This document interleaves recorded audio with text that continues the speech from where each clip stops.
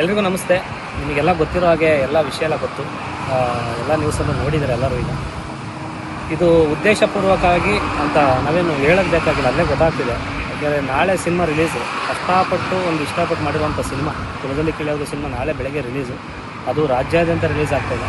ಈ ನಡುವೆ ನಾಳೆ ರಿಲೀಸ್ ಇಟ್ಕೊಂಡು ಇವತ್ತು FIR ಮಾಡೋ ಅವಶ್ಯಕತೆ ಇರಲಿಲ್ಲ. ಯಾಕೆಂದರೆ ಇತ್ತೀಚಿನ ದಿನಗಳಲ್ಲಿ ನಾನು ಮಾತಾಡಿದ್ದೀವಿ, ಏನು ಹೆಂಗೆ ಅಂತ ಕೇಳಿದಾಗ ಕೆಲವೆಲ್ಲ ಕ್ಲಾರಿಟಿನೂ ಕೊಟ್ಟಿದ್ದಾಳೆ. ಹಿಂಗೆ ನಾನು ಸುಮ್ಮನೆ ಇದ್ದರೂ ಬೇರೆಯವ್ರು ಬಿಡ್ತಿಲ್ಲ, ಹಿಂಗೆ ಮಾಡಿಸ್ತಾರೆ, ಕೆಲವೆಲ್ಲ ಮಾಡು, ಈ ಥರ ಮಾಡು ಅಂತ ಹೇಳ್ಕೊಡ್ತಿದ್ದಾರೆ ಅಂತ. ಅವ್ರು ಯಾರ್ಯಾರು ಹೇಳ್ಕೊಡ್ತಾರೆ ಅನ್ನೋದು ನನ್ನ ಹತ್ರ ಬಾಯ್ಬಿಟ್ಟಿದ್ದಾಳೆ.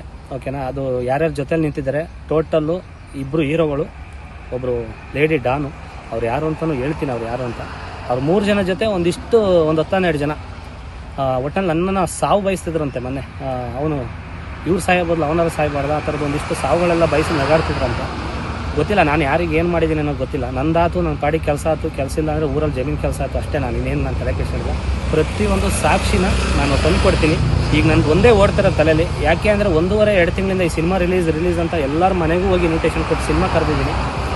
ಎಲ್ಲರೂ ಕೂಡ ಸಿನಿಮಾ ನಾಳೆ ಬಂದು ನೋಡ್ತಾರೆ.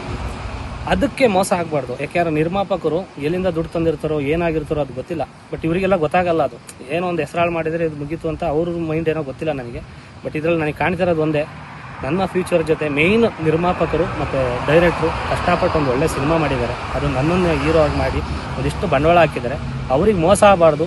ಅದಕ್ಕೆ ಇದ್ರ ಕಡೆಯಿಂದ ಯಾವುದೂ ಪ್ರಾಬ್ಲಮ್ ಆಗಬಾರ್ದು. ಇದೇನಿದೆ ಉಳಿಯೋದು ನಂದು ಏನಿದೆ ಪ್ರಾಬ್ಲಮ್ಮು, ಅದನ್ನ ಅತಿ ಶೀಘ್ರದಲ್ಲಿ ಸಾಕ್ಷಿ ಸಮೇತ ಕಾನೂನು ರೀತಿ ನಾನು ಇದಕ್ಕೆ ಕ್ಲಾರಿಟಿ ಕೊಡ್ತೀನಿ.